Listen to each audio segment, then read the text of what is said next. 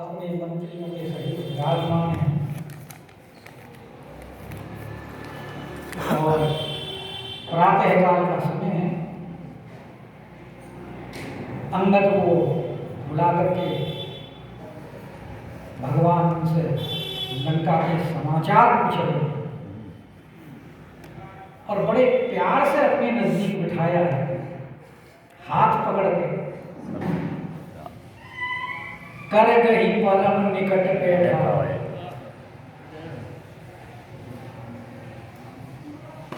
और अंगद जी ने उनके चरणों में सिर झुकाया। तो पूछे हुए हैं भगवान कि आपने जो वहां कौतुक किया है और कौतुक भी अति कौतुक, उसके बारे में सत्य सत्य बताना। कुछ नहीं बच पाता है, क्योंकि जो सज्जन संत पुरुष होते हैं वो अपने मुंह से कोई ऐसी बात नहीं करते जिससे कि उनकी प्रशंसा प्रकट हो। तो राघवेंद्र सरकार जानते हैं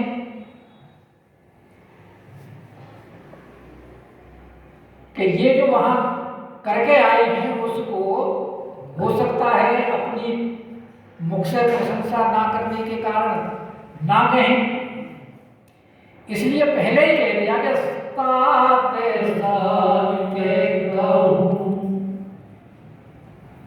कैसे कहना है? सत्य सत्य कहना है, छुपाना कुछ नहीं। मैं पूछ रहा हूं और अंगद जी भी बड़े चतुर हैं, क्योंकि राघवेंद्र सरकार पूछ रहे हैं इतना बड़ा रावण त्रिलोकी जिसके आतंक से थरथर कांपती है, उसके 4 मुकुट तुमने यहां भेज दिए और उसके जो सभासद थे वो सब ये कैसे बर्दाश्त कर सके और कैसे रावण ने किया और तुम्हें वो मिले कैसे? क्योंकि तुम तो दूत बनकर गए थे, युद्ध करने तो गए नहीं। अगर युद्ध करने जाते तो हम मान लेते कि भाई युद्ध हुआ होगा, तो उठा करके फेंक दिए, पर तुम दूत बन के गए थे तो तुमने ये कौतुक किया कैसे? अब भगवान पूछे तो भगवान कह रहे हैं, अंगद जी कह रहे हैं प्रभु बताया तो उसको जाता है जो ना जानता हो, और आप तो घट घटवासी हैं।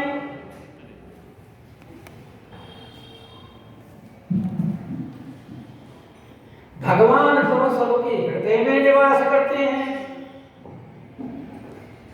ईश्वर है सर्वभूतानां हृदयेषु तिष्ठति अर्जुन। गीता में भगवान कहते हैं कि ईश्वर तो सबके हृदय में स्थित है, बैठा हुआ है, और जो सबके हृदय में बैठा है उससे कौन सी बात छिपेगी? भगवान बोले नहीं बताओ। मैं आपके मुख से सुनना चाहता हूँ। तो बोले बताना क्या है प्रभु, आप बिना पूछोगे सुने तो रहोगे नहीं, क्योंकि आप अपने भक्तों को सदैव बड़प्पन देते हैं, यह आपका स्वभाव है। और भक्त अगर कोई कार्य कर देते हैं तो उसको बार बार सुन करके प्रसन्न होते हैं। तो बोले जो मुकुट के बारे में पूछा है तो मुकुट जो है वो रावण के जो राजा के 4 गुण होते हैं साम दान दंड भेद, ये वो चारों गुण थे। अब क्योंकि रावण तो राजा रहा नहीं, तो ये गुण वहां तड़प रहे थे, परेशान हो रहे थे कि हम कहां जाएं।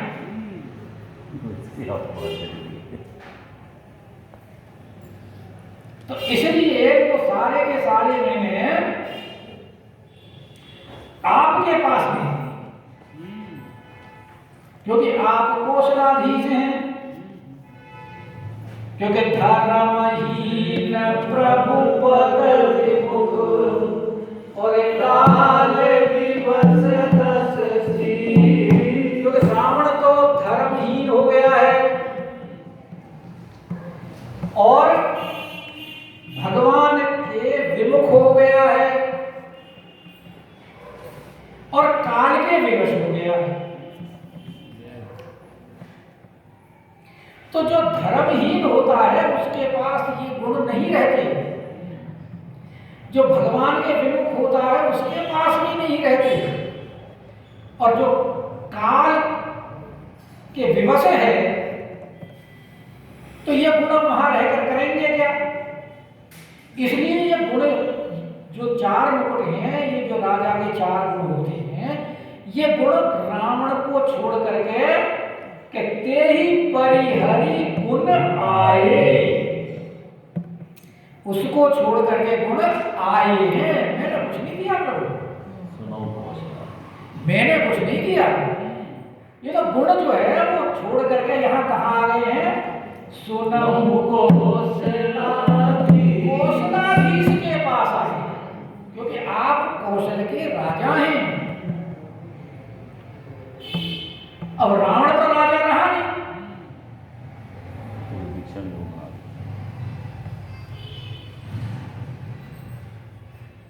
और आप चाहे ने अपने पास रखें और चाहे विभीषण को दे दें, क्योंकि विभीषण को आपने लंकेश कहा है।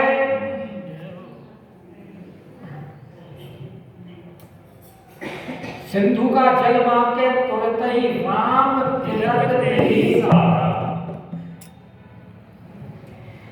अब आपने उसको लंकेश बना दिया है, तो गुण तो अब, क्योंकि विभीषण जो है वो गुणवान व्यक्ति हैं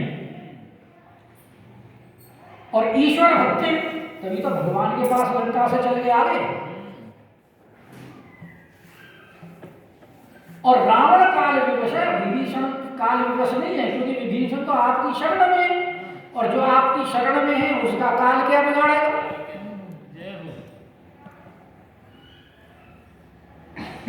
और लंका की तो हालत यह है कि विभीषण ने जब से लंका का त्याग किया है तब से आयुहीन भये सब तपहि।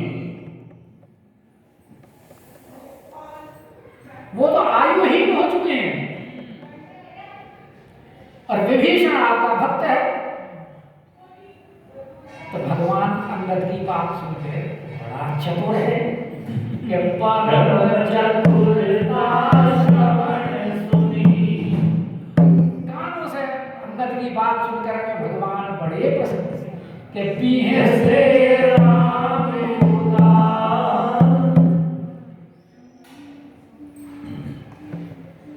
भगवान हंस पड़े। हंस क्यों पड़े कि देखो अंगद जी कह रहे हैं कि आप विभीषण के पास इन गुणों को दे देंगे, क्योंकि विभीषण को आपने लंकेश बना दिया। तो ये भी भगवान की इस उदारता को जब अंगद जी बखान करते हैं भगवान के सामने, तो भगवान कह रहे हैं देखो हमारे ऊपर हमारी ही पढ़ाई।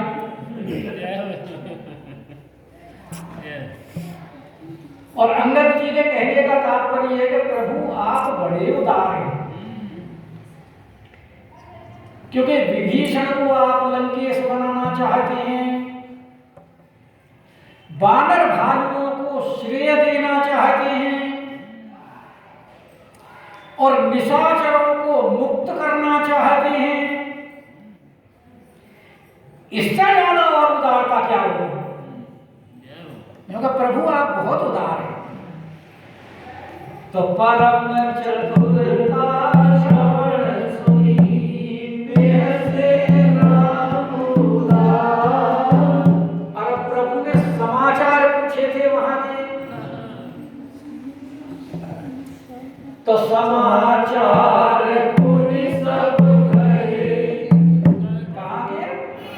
गढ़ के। गढ़ मतलब अपनी तरफ से बना के नहीं कहे, क्योंकि बात गढ़ लेते हैं बहुत सारे लोग। वो गढ़ मतलब किले के समाचार कहे। लंका का, लंका के, लंका के बाली कुमार। लंका गढ़ माना गया।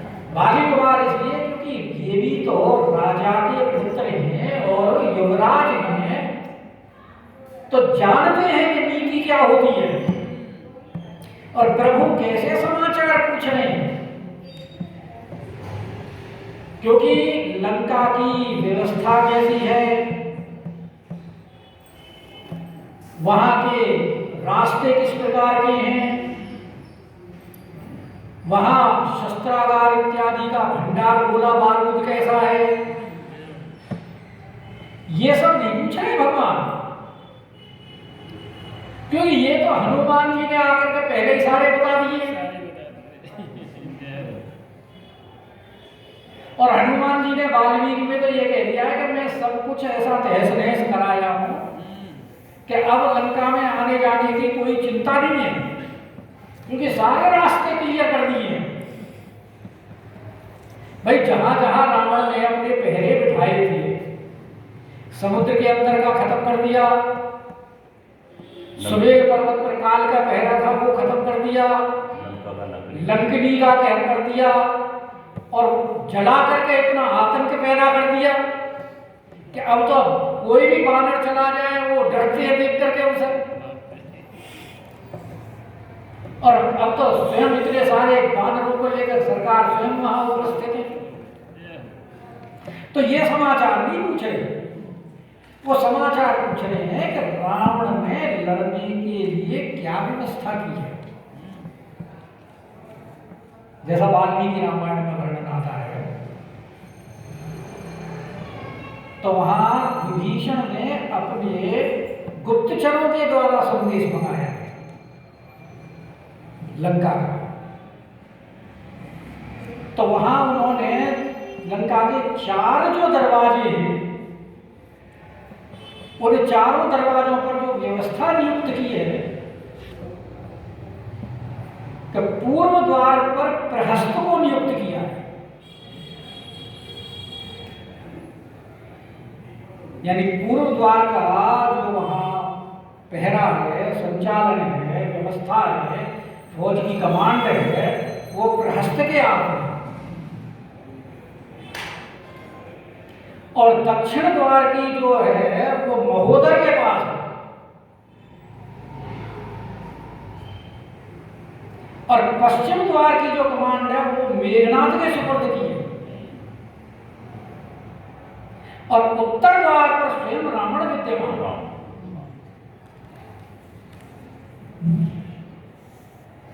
तो ये सारे समाचार पूछे हैं, तो समाचार पुनि सब करे, ये सारे अंगद जी ने बताए हैं।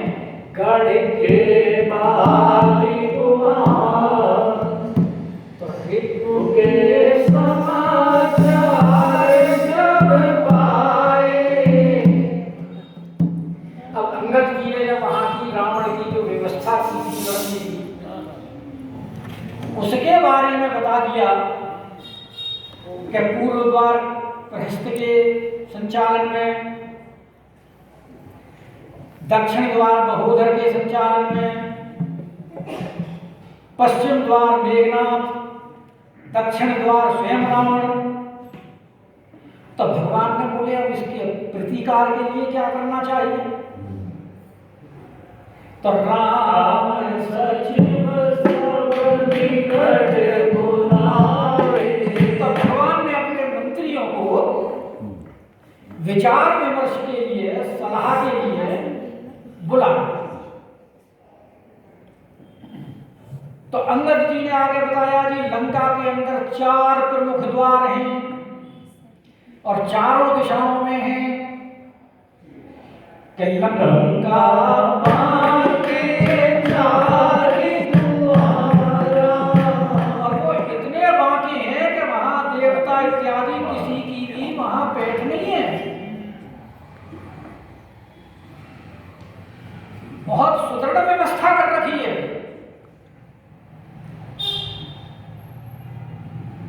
तो भगवान से पूछ रहे हैं कि भाई अंगद जी ने जो समाचार दिया है उसके हिसाब से जो वहां इस प्रकार उसने व्यवस्था की है कि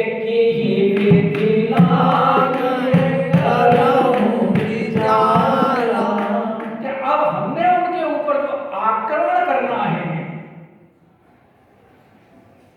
किस प्रकार से करना है इसके बारे में विचार करिए। तो भगवान के मंत्रियों में 3 प्रमुख हैं। कौन कौन से? नंबर 1 सुग्रीव। सबसे पहले सुग्रीव का नाम आएगा, मित्रता उन्हीं के साथ।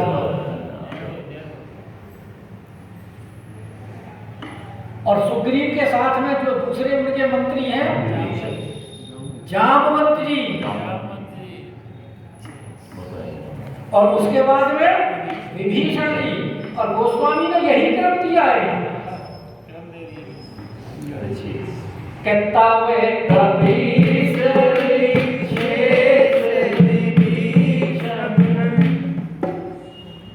तो कपीश कौन है?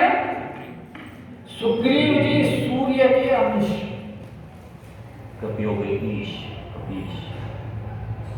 सूर्य भगवान की अंश है। वाली जो है वो इंद्र के थे। और देखो यहाँ त्रेता में भगवान जो है वो सूर्य के अंश के साथ में है, और जो इंद्र का है उसको भगवान ने हटा दिया। और जब द्वापर में भगवान अवतार लेंगे तो द्वापर में जो इंद्र का अंश है अर्जुन उसे अपने साथ रखेंगे, और जो सूर्य का अंश है कर्ण क्यों? कि इन्होंने धर्म के विरुद्ध आचरण किया। कर्ण ने अधर्म का साथ दिया और बाली ने अधर्म का साथ दिया। तो भगवान ये नहीं देखते कि कौन सूर्य का है, कौन इंद्र का है, कौन किसका है। भगवान धर्म के साथ होते हैं। धर्म की रक्षा करते। भगवान का जो अवतरण होता है परित्राणाय साधूनाम विनाशाय च दुष्कृताम और धर्म संस्थापनार्थाय संभवामि युगे युगे। तो जो सूर्य के अंश हैं सुग्रीव जी और जामवंत जी तो स्वयं ब्रह्मा जी के अवतार हैं, और विभीषण जी भक्तराज हैं। और भाई संत लोग सब ये कहते हैं भाई एक बार अगर कहीं किसी धाम में जाओ तो धाम में अगर भगवान के मंदिर में दर्शन कर ना हो ना जा सको कोई बात नहीं, लेकिन धाम में जाकर के वहां भक्तों के दर्शन अवश्य, क्योंकि भगवान भी अपने भक्तों को अपने से ज्यादा सम्मान देते हैं। और यहां भगवान के मंत्रिमंडल में विभीषण जी की प्रमुखता है। तो अब तीनों ने विचार विमर्श किया। तो विचार विमर्श करने के लिए क्या किया जाता है? जब हम कोई अच्छा कार्य करते हैं तो सुमरण करते हैं। किसका? जो हमारे इष्ट हैं, सूर्य भगवान अपने अपने इष्ट का सुमरण करते हैं ना। इष्ट देवता नमन करी बल संभार भुजगंध सकल मही तो उठे कभी खेचन को कंड। बालकांड धनुष यज्ञ के समय सारे के सारे जो राजा उठे हैं सकल मही उठे कैसे इष्ट देवता नमन करे, लेकिन नहीं उठा। तो ये एक परंपरा है। हनुमान जी भी जी जब आए हैं तो भगवान का स्मरण किया है उन्होंने, और लंका में प्रवेश किया है तब भी लंका जले सुमेरी नर हरि। तो यहाँ भी सुमेरी हृदय दिन करे तो यहाँ सबने विचार करने से पहले राघवेंद्र सरकार का स्मरण किया कि प्रभु अब आप ही हमें मार्ग बताइए, क्योंकि आप दिनकर कुल भूषण हैं।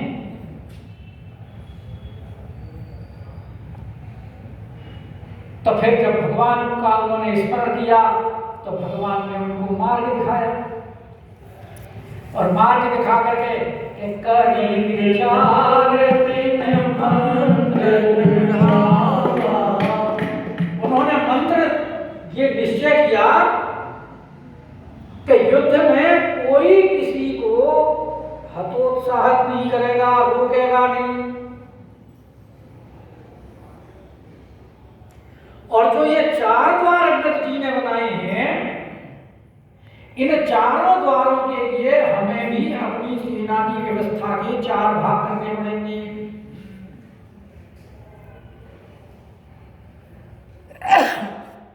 तो चारी उन्होंने भी 4 द्वारों के लिए सेना के 4 विभाग किए, और 4 विभाग किए तो 4 विभागों के 4 सेनापति बनाए। तो जथा योग सेनापति कीने। तो जो पूर्व द्वार प्रहस्त के पास था, उस पूर्व द्वार के लिए जो इन्होंने सेना का जो भाग बनाया, उसका सेना नाम बनाया नील, कि तुम पूर्व द्वार के ऊपर आक्रमण करोगे। और जो दक्षिण द्वार था, जहां राम अंगद जी ने समाचार दिया कि वो महोदय के पास है, तो यहां इन्होंने जो अपने सेना की नियुक्ति की दक्षिण द्वार के लिए, उसके लिए सेनापति बनाए अंगद जी।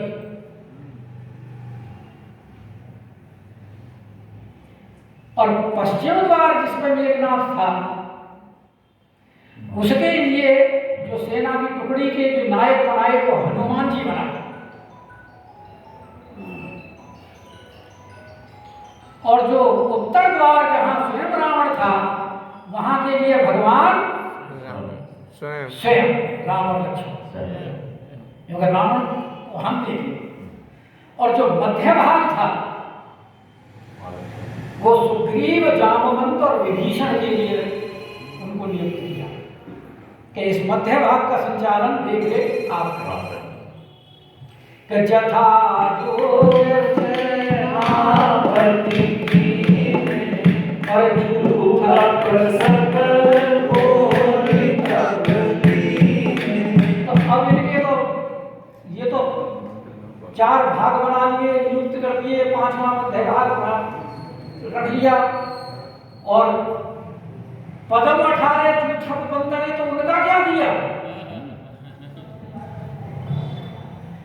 तो इसलिए कह रहे कि झूठा प्रसंग बोली तगदीने, तो सब झूठा को बुला लिया कि भाई पदम 18 आ रहे, तुम्हारी बारी। और सबको बोले कि प्रभु प्रताप कई सब समझाए। भाई देखो, आप लोगों को चिंता करने की आवश्यकता नहीं है। ये जितने भी हैं ये तो सब मरे बराबर हैं, क्योंकि प्रभु प्रताप आपके साथ है, आपके साथ है। और जिसके साथ प्रभु प्रताप होता है वो कार्य में सफल होता है, चाहे कितना भी दुष्कर कार्य हो। जैसे हनुमान जी के साथ में प्रभु प्रताप था, तो देखो समुद्र भी लांघ दिया, लंका भी जलाए। अंगद जी के साथ था प्रभु प्रताप, तो उनका चरण कोई हिलाकर नहीं सका। तो ये इनकी सामर्थ्य थोड़ी है, ये प्रभु प्रताप की सामर्थ्य है, और प्रभु प्रताप हमारे साथ है। इसलिए प्रभु प्रताप कई सब, इसमें आपको चिंता करने की आवश्यकता नहीं है, विजय हमारी निश्चित है।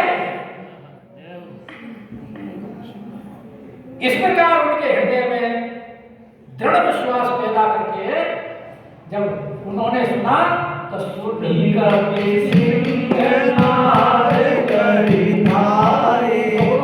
शेर की तरह गर्जना की, और गर्जना करते हुए दौड़ पड़े, क्योंकि वो तो इच्छा कर रहे थे ना कि भाई कब युद्ध प्रारंभ हो। आय सुबह में देर ही रखना था, उनकी आज्ञा नहीं मिल रही थी, इसलिए बेचारे हाथ रगड़ते रह जाते थे। एक्सरसाइज कब करेंगे? क्या करें? तो तड़प दौड़ लिए, और हर्षित राम चरण सिर नावई, और बड़े प्रसन्न हैं। और जहां प्रसन्नता होती है वो एक संकेत होता है कार्य की सफलता का।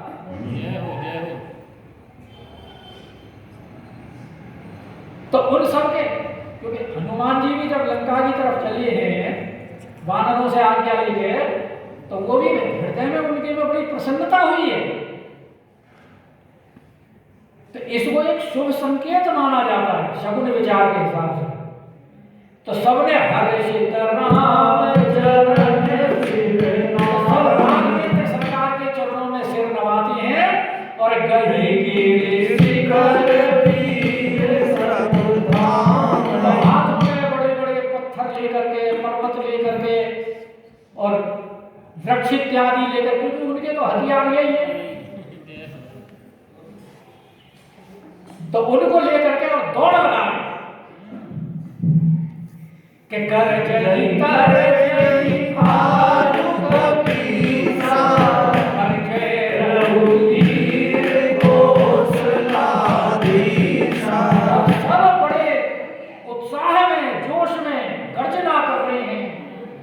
तर्जना कर रहे हैं सारे भालू बंदर, और राघवेंद्र सरकार का जयकारा लगा रहे हैं। जैसा हिंदुस्तान में जगह जगह आजकल खूब रामचंद्र जी की जय बोली जाती है। अब कुछ लोग बेशक उसको अगर उससे राजनीति से जोड़ते हैं तो अलग बात, अलग बात, और विरोध भी करते हैं राजनीति से जोड़ के। तो जानत परम प्रभु प्रताप कपि चले असंका। तो ये भी सब जानते हैं कि लंका का दुर्ग साधारण दुर्ग नहीं है, परम दुर्ग है, क्योंकि वहां किसी का भी प्रवेश सुगम नहीं है। लेकिन जो प्रभु प्रताप का जो उन्होंने स्मरण किया है, उस प्रभु प्रताप के वजह से सारे के सारे निडर होकर के, असंख्य होकर के सब दौड़ लगा रहे हैं जल्दी, और इतनी तेजी से गए कि चारों तरफ से लंका को उन्होंने ऐसे घेर लिया जैसे बरसात के दिनों में आपने देखा होगा कि आसमान में जब बादल छा जाते हैं और घटाटोप हो जाता है, तो दिन में भी रात का दृश्य उपस्थित हो जाता है। और वह पहले हमने तो बचपन में देखे थे, बरसात के दिन 15-15 दिन तक सूर्य के दर्शन नहीं होते थे।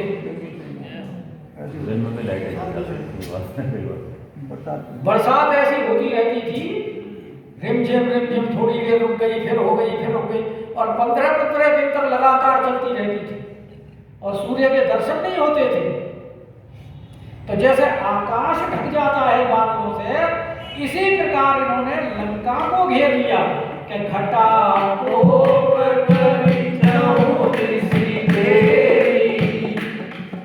अब जब सेना चलती है तो उसमें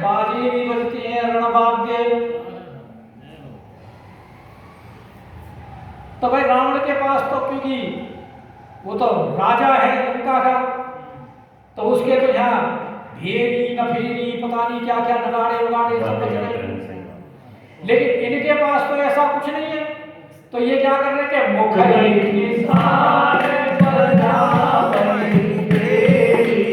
जब मुंह से ही ये डंके और भेरी और नगाड़े इत्यादि की आवाज निकाल रहे हैं,